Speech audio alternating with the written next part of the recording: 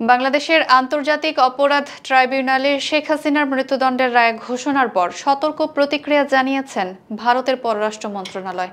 বিবৃতিতে বলা হয়েছে, বাংলাদেশের জনগণের শান্তি, গণতন্ত্র, অংশগ্রহণ ও স্থিতিশীলতার পক্ষে ভারত সবসময় প্রতিশ্রুতিবদ্ধ। ঘনিষ্ঠ প্রতিবেশী হিসেবে এর রায় তারা পর্যবেক্ষণ করছে এবং সকল পক্ষের সঙ্গে গঠনমূলকভাবে কাজ করবে। উল্লেখযোগ্য বিষয় হচ্ছে, বিবৃতিটি প্রকাশ করা হলেও তাতে কারো স্বাক্ষর নেই এবং এটি সরাসরি মন্ত্রণালয়ের ব্যানারে প্রকাশ করা হয়েছে।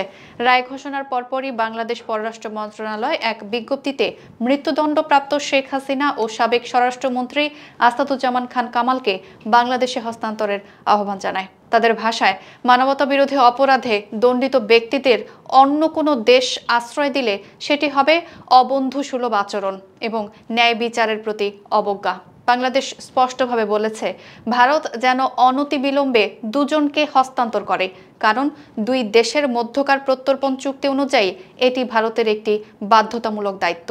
2013 সালে ভারত বাংলাদেশের মধ্যে বন্দি প্রত্যর্পণ চুক্তি স্বাক্ষরিত হয়, যা 2016 সালে আরও সহজ করা হয়।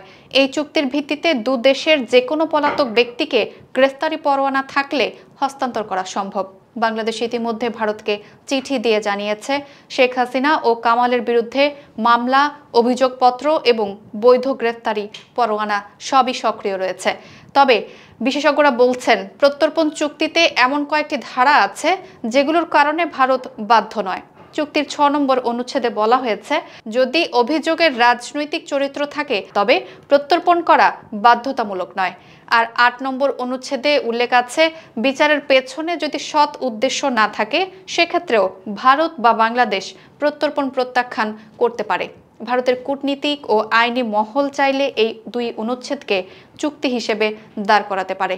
তবে একই 6 নম্বর অনুচ্ছেদে পরিষ্কারভাবে বলা আছে, গুম, খুন, গণহত্যা এবং নির্যাতনের মতো অপরাধ কোনোভাবেই রাজনৈতিক চরিত্রের আওতায় ধরা হবে না।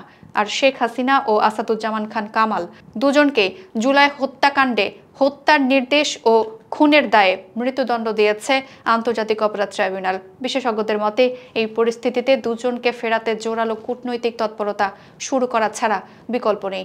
ভারত কী সিদ্ধান্ত নেয় তা এখন দুই দেশের সম্পর্ক, আঞ্চলিক কূটনীতি এবং বিচার প্রক্রিয়ার ভবিষ্যতের ওপর বড় প্রভাব ফেলবে।